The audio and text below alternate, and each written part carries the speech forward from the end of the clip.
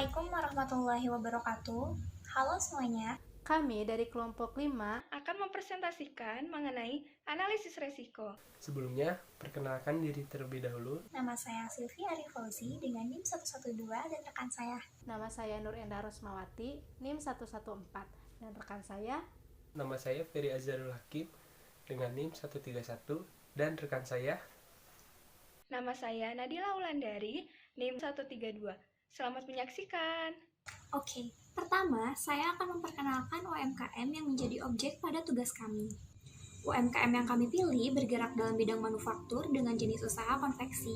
UMKM ini berdiri pada Oktober 2002 oleh Bapak Nur Rohman sebagai pemilik dari UMKM yang bernama Karya Pancabakti.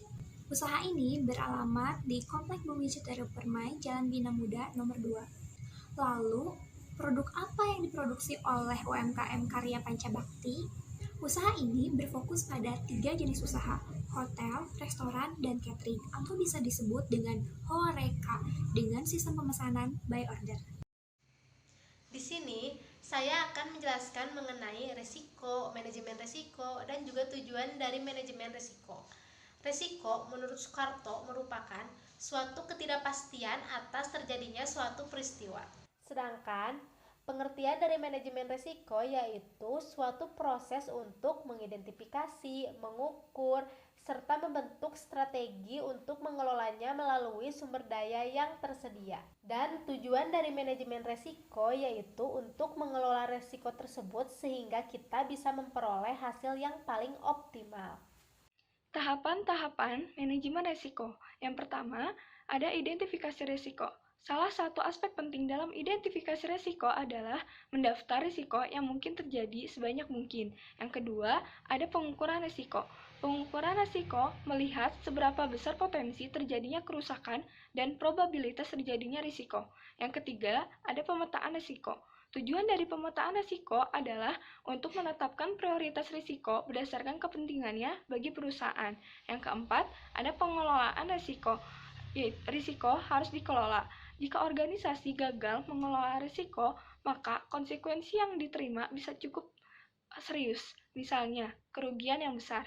Cara-cara pengelolaan risiko yang pertama, ada risk avoidance, yaitu memutuskan untuk tidak melakukan aktivitas yang mengandung risiko sama sekali. Yang kedua, ada risk reduction, yaitu mengurangi kemungkinan terjadinya suatu risiko atau mengurangi dampak perusahaan. Yang ketiga, ada risk transfer, yaitu memindahkan risiko kepada pihak lain. Yang keempat, ada risk deferral, yaitu menunda aspek suatu proyek hingga saat di mana probabilitas terjadinya risiko tersebut kecil. Yang kelima, ada risk retention atau ditahan.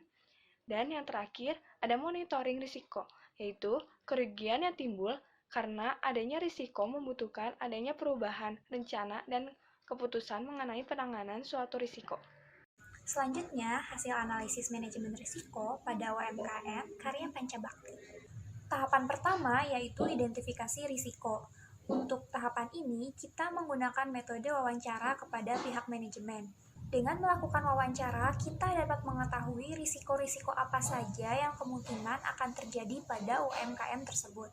Terdapat 4 jenis risiko yang kami identifikasi. Yang pertama, risiko operasional. Yang kedua, risiko SDM. 3. Risiko keuangan, dan yang terakhir risiko pemasaran. Kami juga melakukan pengkodean kepada risiko-risiko yang kemungkinan akan terjadi. Kode A untuk risiko operasional, kode B untuk risiko SDM, kode C untuk risiko keuangan, dan kode D untuk pemasaran. Seperti terlihat dalam tabel, kami telah melakukan beberapa identifikasi terhadap peristiwa yang mengandung risiko, seperti pencurian, kebakaran, bahkan sampai risiko yang disebabkan oleh pesaing.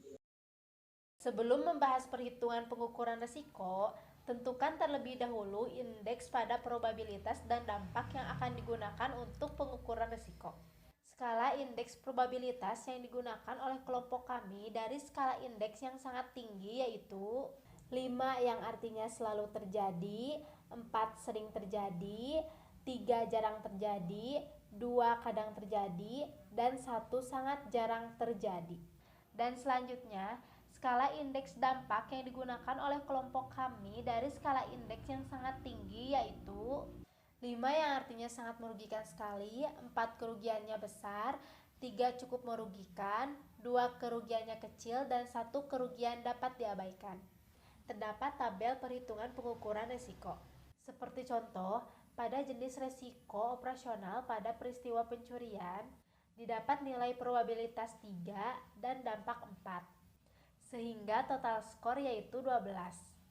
Dari probabilitas 3 dikali 4 menjadi 12. Contoh kedua, pada peristiwa kebakaran, didapat nilai probabilitas 1 dan dampak 5, sehingga skor total menjadi 5. Dan contoh ketiga, pada bencana alam, didapat probabilitas 2 dan dampak 4, sehingga skor total menjadi 8. Dan untuk peristiwa yang lain, sama perhitungannya, yaitu probabilitas dikali dengan dampak. Dalam hasil pengukuran, terdapat risiko-risiko pemetaan dalam matriks. Risiko tinggi yaitu indeks berwarna merah, risiko sedang dengan indeks berwarna kuning, dan risiko rendah dengan indeks berwarna hijau. Dan ada golongan matriks risiko.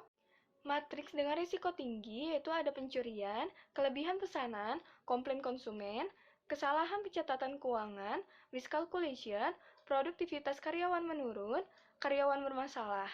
Dan ada risiko sedang yaitu kesalahan produksi, kualitas produk rendah, produk cacat, konsumen telat bayar, bencana alam, mesin rusak, kebakaran, COVID-19, kecelakaan karyawan. Dan ada risiko rendah yaitu komplain masyarakat, pemasok bermasalah, kesulitan bahan baku, kendala regulasi pemerintah, pesaing, masalah pengiriman.